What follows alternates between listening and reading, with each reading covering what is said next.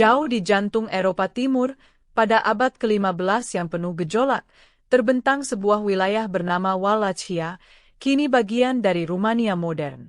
Wilayah ini berada di garis depan pertahanan Eropa Kristen melawan gelombang ekspansi Kekaisaran Ottoman yang perkasa. Di tengah pusaran konflik inilah lahir seorang tokoh yang namanya akan bergema sepanjang sejarah, Pangeran Vlad III. Ia terlahir sekitar tahun 1431 di Sighisoara, Transilvania, wilayah yang saat itu dikuasai Hungaria namun berbatasan erat dengan Wallachia. Vlad III adalah putra dari Vlad II, seorang penguasa Wallachia yang dihormati.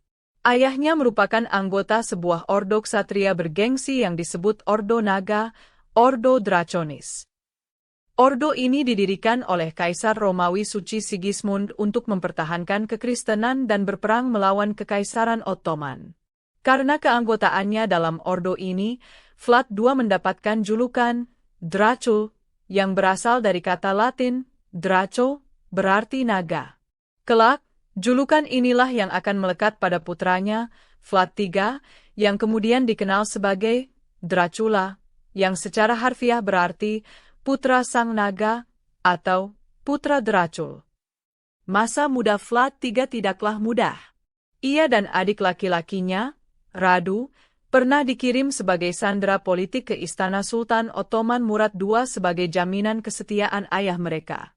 Pengalaman pahit selama bertahun-tahun di jantung kekuatan musuh ini menempa karakternya menjadi keras dan memberinya pemahaman mendalam tentang cara berpikir dan strategi militer Ottoman.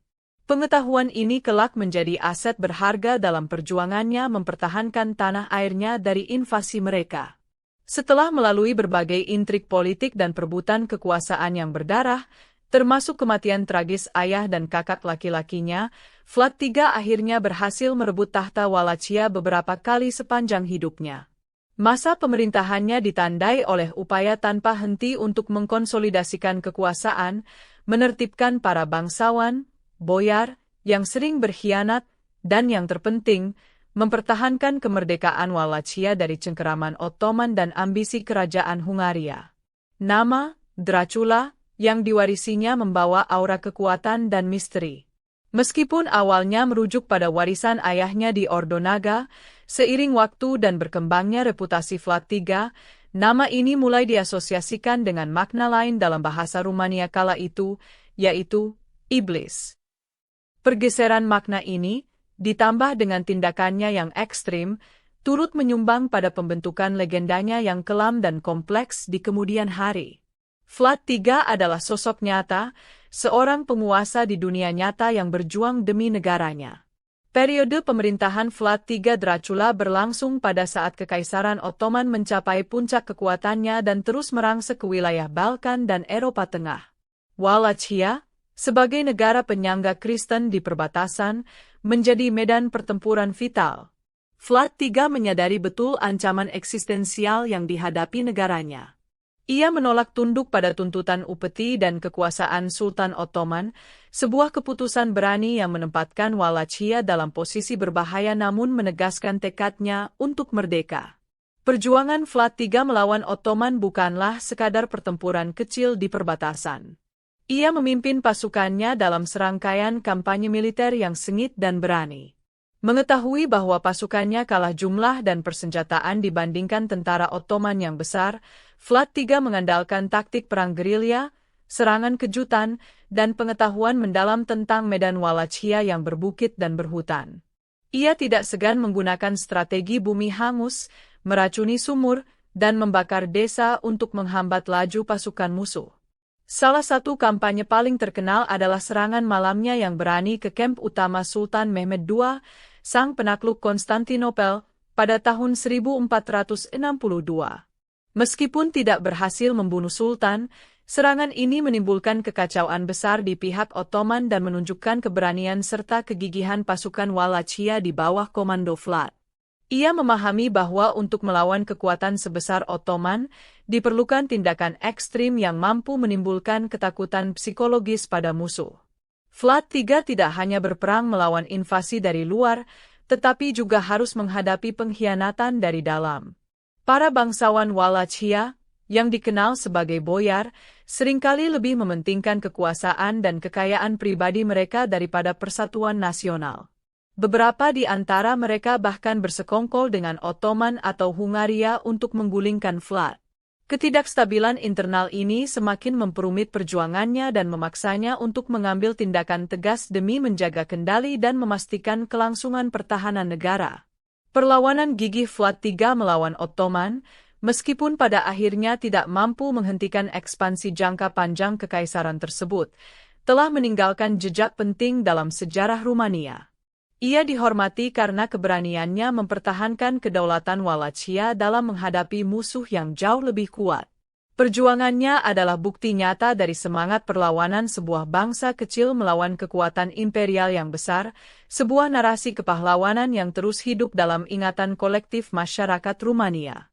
Untuk mempertahankan kekuasaannya, menegakkan hukum, dan terutama untuk menanamkan rasa takut pada musuh-musuhnya, baik internal maupun eksternal, Vlad III Dracula menggunakan metode-metode yang dianggap sangat kejam bahkan untuk standar abad pertengahan yang brutal. Metode yang paling terkenal dan membuatnya mendapatkan julukan Tepes, Sang Penyula, adalah hukuman penyulaan. Hukuman ini melibatkan penusukan korban dengan tiang kayu panjang yang ditancapkan ke tanah, membiarkan korban mati perlahan dalam penderitaan yang luar biasa.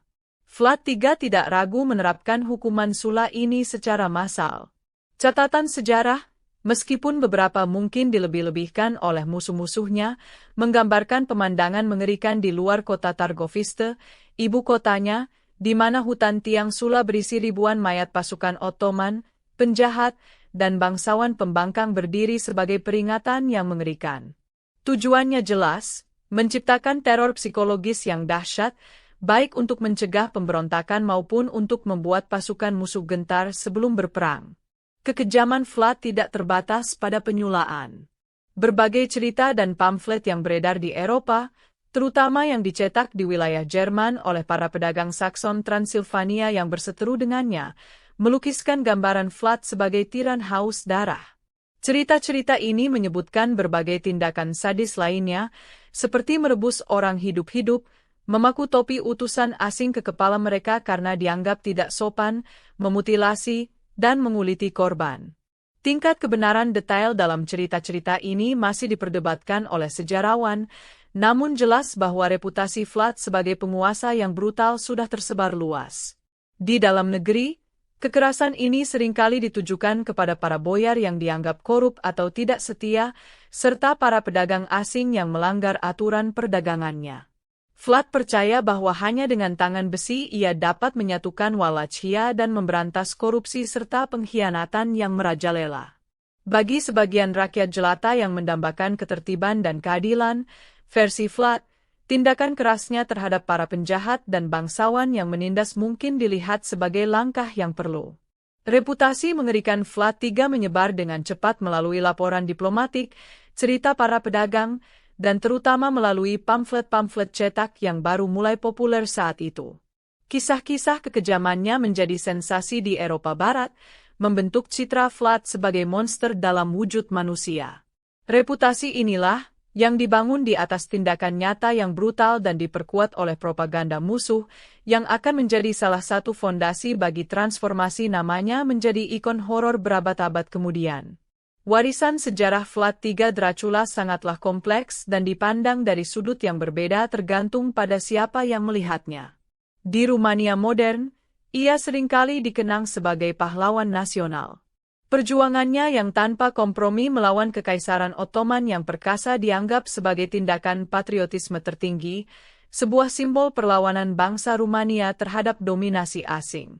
Keberaniannya dalam menghadapi musuh yang jauh lebih kuat dan usahanya untuk menegakkan ketertiban di dalam negeri, meskipun dengan cara brutal, dilihat sebagai kualitas kepemimpinan yang diperlukan pada masanya. Sebaliknya, di sebagian besar wilayah Eropa Barat, terutama di negara-negara Jermanik dan di kalangan komunitas Turki, ingatan tentang Vlad III jauh lebih kelam. Berkat pamflet-pamflet sensasional yang beredar luas pada abad ke-15 dan ke-16, yang melukiskan detail-detail mengerikan tentang kekejamannya, citra Vlad sebagai tiran sadis dan haus darah menjadi dominan. Kisah tentang hutan orang di Sula dan berbagai metode penyiksaan lainnya tertanam kuat dalam kesadaran Eropa, menjadikannya sinonim dengan kebrutalan ekstrim. Perbedaan pandangan ini menyoroti bagaimana sejarah seringkali ditulis oleh para pemenang atau oleh mereka yang memiliki akses ke media, seperti mesin cetak pada masa itu. Para pedagang Saxon Transilvania, yang kepentingannya terganggu oleh kebijakan Vlad, memiliki motif kuat untuk menggambarkan Vlad seburuk mungkin. Sementara itu, di Wallachia sendiri, kebutuhan akan sosok pahlawan yang membela tanah air dari invasi asing lebih diutamakan dalam narasi sejarah nasional. Kematian Vlad III sendiri diselimuti ketidakpastian, dengan berbagai versi cerita tentang bagaimana dan di mana ia terbunuh dalam pertempuran melawan Ottoman sekitar tahun 1476 atau 1477. Namun, kematiannya tidak mengakhiri legendanya. Namanya dan kisah-kisah tentang pemerintahannya terus hidup dalam cerita rakyat, balada, dan catatan sejarah, baik sebagai pahlawan maupun sebagai monster. Dualitas inilah yang membuat sosoknya tetap menarik dan relevan. Warisan sejarah Vlad III, dengan segala kontradiksinya, menyediakan bahan yang kaya bagi imajinasi generasi mendatang. Reputasinya yang mengerikan, namanya yang unik, Dracula, dan latar belakangnya yang penuh konflik di wilayah Eropa Timur yang eksotis bagi dunia Barat, semuanya berkontribusi pada potensinya untuk diinterpretasikan ulang. Tanpa disadari, sejarah Pangeran Wallachia ini telah meletakkan dasar bagi kelahiran salah satu ikon fiksi paling abadi di dunia. Berabad-abad setelah masa pemerintahan Vlad III berakhir, di era Victoria Inggris yang penuh dengan ketertarikan pada hal-hal gaib, misteri, dan cerita horor gotik, seorang penulis Irlandia bernama Bram Stoker mulai merangkai sebuah karya yang akan mengubah lanskap sastra horor selamanya.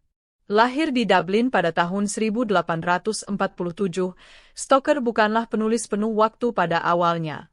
Ia bekerja sebagai manajer bisnis untuk aktor terkenal Sir Henry Irving di Lyceum Theatre, London, sebuah posisi yang memberinya akses ke kalangan sastra dan teater. Stoker memiliki minat yang mendalam pada cerita rakyat, mitologi, dan sejarah. Selama bertahun-tahun, ia mengumpulkan berbagai catatan, ide, dan potongan informasi dari berbagai sumber. Ia terpesona oleh cerita-cerita vampir yang berasal dari folklore Eropa Timur, makhluk undead yang bangkit dari kubur untuk menghisap darah orang hidup.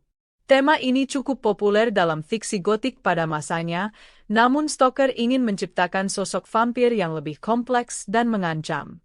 Proses penulisan novel, Dracula, memakan waktu beberapa tahun. Stoker melakukan riset yang cukup mendalam, meskipun dari sumber-sumber sekunder yang tersedia baginya di British Museum Library. Ia membaca buku-buku tentang sejarah dan geografi Eropa Timur, termasuk karya William Wilkinson, An Account of the Principalities of Wallachia and Moldavia, 1820, dan tulisan Emily Gerard, Transylvanian Superstitions, 1885. Sumber-sumber inilah yang memperkenalkannya pada wilayah Transilvania yang dianggap eksotis dan pada nama Dracula. Pada tahun 1897, setelah melalui proses penulisan dan revisi yang panjang, novel Dracula akhirnya diterbitkan. Disajikan dalam bentuk kumpulan surat, entri buku harian, artikel surat kabar, dan catatan fonograf, novel ini menceritakan kisah upaya seorang vampir bangsawan Transilvania bernama Count Dracula untuk pindah dari kastil terpencilnya ke Inggris demi mencari darah baru dan menyebarkan kutukannya, serta perlawanan sekelompok orang yang dipimpin oleh Profesor Abraham van Helsing untuk menghentikannya. Novel ini tidak langsung meraih kesuksesan besar, namun secara bertahap mendapatkan pengakuan dan popularitas. Gaya narasinya yang mencekam, atmosfer gotik yang kental, dan terutama karakter Count Dracula yang karismatik namun mengerikan, berhasil menangkap imajinasi pembaca. Bram Stoker, melalui karyanya ini, tidak hanya menciptakan sebuah cerita horor yang efektif tetapi juga melahirkan sebuah ikon budaya pop yang akan bertahan melintasi zaman. Penciptaan karakter Count Dracula oleh Bram Stoker bukanlah hasil dari satu sumber inspirasi tunggal, melainkan sebuah perpaduan cerdas antara fragmen sejarah, latar geografis yang eksotis, dan elemen-elemen folklore vampir yang sudah ada. Stoker tidak pernah mengklaim bahwa Count Dracula adalah Vlad III Tepes yang hidup kembali sebagai vampir. Hubungan antara keduanya lebih bersifat inspiratif daripada identitas langsung. Salah satu elemen kunci yang diambil Stoker dari sejarah adalah nama Dracula. Ketika membaca buku Wilkinson, Stoker menemukan catatan kaki yang menyebutkan bahwa Dracula dalam bahasa Wallachia berarti iblis. Meskipun makna utamanya adalah putra Dracul naga, konotasi negatif ini ditambah dengan laporan tentang kekejaman Vlad III yang juga mungkin ia temukan dalam risetnya, memberikan nama yang sempurna dan menakutkan untuk tokoh vampirnya. Ia juga meminjam sedikit latar belakang sejarah Vlad sebagai seorang pejuang melawan Turki, yang disebutkan secara singkat oleh karakter Van Helsing dalam novel. Namun, Stoker secara sadar memilih Transilvania, bukan Wallachia, sebagai tanah air Count Dracula. Transilvania pada masa itu dianggap lebih misterius, terpencil, dan syarat dengan tahayul di mata pembaca Eropa Barat, sebagian berkat tulisan-tulisan seperti karya Emily Gerard yang menggambarkan kepercayaan lokal pada berbagai makhluk gaib, termasuk vampir, sering disebut Strigo. Atmosfer pegunungan Carpathian yang liar dan kastil-kastil kuno menyediakan latar yang sempurna untuk cerita gotik Stoker. Selain nama dan sedikit latar belakang sejarah, inti dari karakter Count Dracula berasal dari tradisi folklore vampir Eropa Timur dan Tengah. Stoker menggabungkan berbagai kepercayaan tentang vampir, kebutuhan akan darah manusia untuk bertahan hidup, kemampuan untuk berubah wujud, menjadi kelelawar, serigala, kabut, kekuatan fisik yang luar biasa, kendali atas cuaca dan hewan tertentu, serta kelemahan klasik seperti bawang putih, benda suci, salib, air suci, sinar matahari, dan kebutuhan untuk tidur di tanah asalnya. Jadi, Count Dracula bukanlah Vlad III yang sebenarnya, melainkan sebuah entitas fiksi yang diciptakan Stoker dengan mengambil nama yang berkesan dan reputasi kejam dari tokoh sejarah tersebut, menempatkannya di latar Transilvania yang misterius, dan memberinya atribut serta kekuatan berdasarkan mitos vampir yang telah lama beredar. Stoker secara efektif menyaring berbagai elemen ini, sejarah, geografi, folklore, untuk membentuk arketipe vampir modern yang kita kenal saat ini, seorang bangsawan tua yang beradab namun pada dasarnya adalah monster predator. Karakter Count Dracula yang diciptakan oleh Bram Stoker dalam novelnya dengan cepat menjadi lebih dari sekadar tokoh antagonis dalam sebuah cerita horor. Ia menjadi arketipe, cetak biru, bagi penggambaran vampir dalam budaya populer selama lebih dari 1 abad. Sosoknya yang kompleks, memadukan pesona aristokratik dengan kebuasan predator, menetapkan standar baru bagi makhluk malam legendaris ini. Dalam novel, Count Dracula digambarkan sebagai seorang bangsawan tua dari Transilvania, tinggal di kastil terpencil di pegunungan Carpathian. Ia memiliki penampilan yang mencolok, tinggi, kurus, pucat, dengan kumis tebal, gigi tajam, dan tatapan mata yang menusuk. Ia berbicara bahasa Inggris dengan aksen aneh namun fasih. Di balik penampilannya yang tampak beradab dan pengetahuannya yang luas, tersembunyi sifat aslinya sebagai makhluk undead yang bergantung pada darah manusia untuk mempertahankan eksistensinya yang abadi. Stoker membekali Count Dracula dengan serangkaian kekuatan supernatural yang membuatnya menjadi ancaman yang mengerikan. Ia memiliki kekuatan fisik yang jauh melebihi manusia biasa, mampu memanjat dinding seperti kadal, mengendalikan cuaca, badai, kabut, memerintah hewan-hewan malam seperti serigala dan kelelawar, serta berubah wujud. Namun, ia juga memiliki kelemahan spesifik yang dapat dieksploitasi oleh para pemburunya. Ia kehilangan kekuatannya di siang hari, meskipun tidak hancur oleh sinar matahari dalam novel asli, tidak dapat memasuki rumah tanpa diundang, ditolak oleh bawang putih dan simbol-simbol suci, dan dapat dihancurkan secara permanen dengan memenggal kepalanya dan menusuk jantungnya dengan pasak kayu.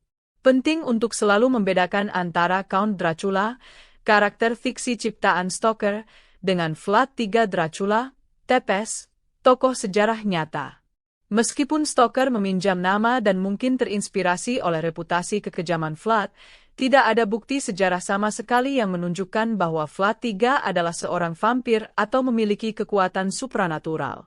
Count Dracula adalah entitas supranatural murni dari ranah fiksi, sementara Vlad III adalah penguasa manusia abad pertengahan dengan metode brutal. Penggabungan keduanya dalam budaya populer seringkali mengaburkan batas ini. Daya tarik Count Dracula terletak pada dualitasnya. Ia adalah monster yang menakutkan, namun juga memiliki kecerdasan, pesona gelap, dan latar belakang tragis, tersirat. Ia mewakili ketakutan Victoria akan pengaruh asing, kemerosotan moral, dan ancaman terhadap tatanan sosial. Melalui novel Stoker dan adaptasi-adaptasi yang tak terhitung jumlahnya di film, teater, dan media lain, Count Dracula telah mengukuhkan statusnya sebagai salah satu ikon horor paling dikenal dan abadi di dunia, jauh melampaui sosok sejarah yang memberinya nama. Perjalanan nama, Dracula, dari seorang pangeran Wallachia abad ke-15 menjadi sinonim global untuk vampir adalah contoh luar biasa tentang bagaimana sejarah, folklore, dan fiksi dapat saling terkait dan bertransformasi. Kisah ini dimulai dengan Vlad III, seorang pemimpin militer dan penguasa yang tindakannya, betapapun brutal, didorong oleh realitas politik dan militer pada masanya. Reputasinya yang mengerikan, sebagian berdasarkan fakta dan sebagian dibentuk oleh propaganda musuh, menyebar luas di Eropa. Berabad-abad kemudian, Bram Stoker menemukan nama, Dracula, dan reputasi kejam yang terkait dengannya. Ia tidak mereproduksi sejarah Vlad III, tetapi menggunakan elemen-elemen ini sebagai titik awal untuk menciptakan karakter fiksi yang sama sekali baru, Count Dracula, sang vampir aristokrat. Dengan menggabungkan nama bersejarah ini dengan mitos vampir Eropa Timur dan latar Transilvania yang atmosferik, Stoker berhasil menciptakan ikon horor yang abadi. Novelnya menjadi katalisator yang mengubah Vlad III dari tokoh sejarah regional menjadi inspirasi bagi monster fiksi yang dikenal di seluruh dunia. Pelajaran moral penting yang dapat diambil dari kisah ini adalah tentang kekuatan narasi dan bagaimana cerita dapat membentuk persepsi kita tentang masa lalu dan tokoh-tokoh di dalamnya.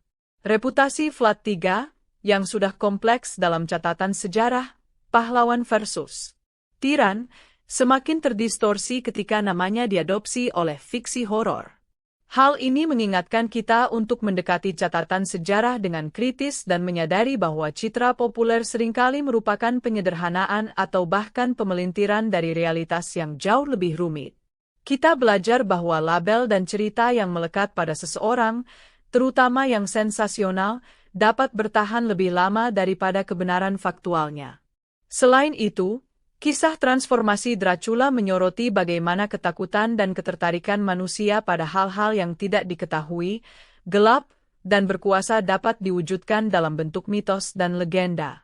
Sosok vampir, yang diwujudkan secara sempurna oleh Count Dracula, menyentuh ketakutan mendasar tentang kematian, kehilangan kendali, dan sifat predator yang tersembunyi di balik penampilan beradab.